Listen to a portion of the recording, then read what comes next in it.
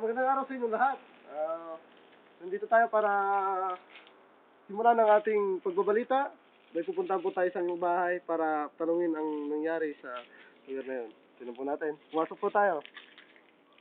Sino po tayo dito? At kausapin po natin yung mga nakatira dito para tayo mag-imbestiga po ng nangyari noong isang araw. Na bumaha po kasi. Bumaha po kasi dito eh.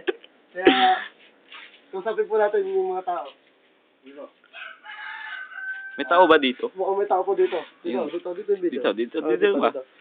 Magandang araw po. Uncle, Lolo. Pwede po ba kayong ma-interview? Lolo? Ay, pasensya na po kayo. Parang tumatanda na. Lolo, maupo po kayo.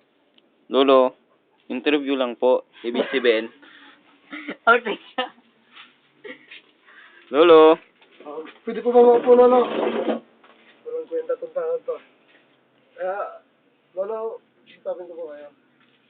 Nung baha po, anong ginawa niyo po nung baha? Sarbo kayo! Parang walang kwenta itong tao to, ah.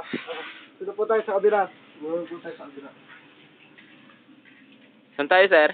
Titignan natin yung nangyari dito sa lugar na ito. Mukhang nabaha po dyan sa lugar na yan. Mukhang mga kaibigan. napinsala Oo, masyado napinsala dito po. sa loob, sir. Pinsala, oh. Laki ng pinsala, sir. Napinsala yung mga bahay-bahay, oh. Pinsala, oh. Oh. Pinsala lahat. Pati yung TV, napinsala nila. Walang ilaw, sir. Ang dilim. Naputulan sila kasi blackout pa ngayon. Kaya tingnan natin dito sa banda dito. Inspeksyonin natin para malaman natin kung talagang bumaha. Baka nagmulong sila. Kaya dito, natutulog sila ulit doon.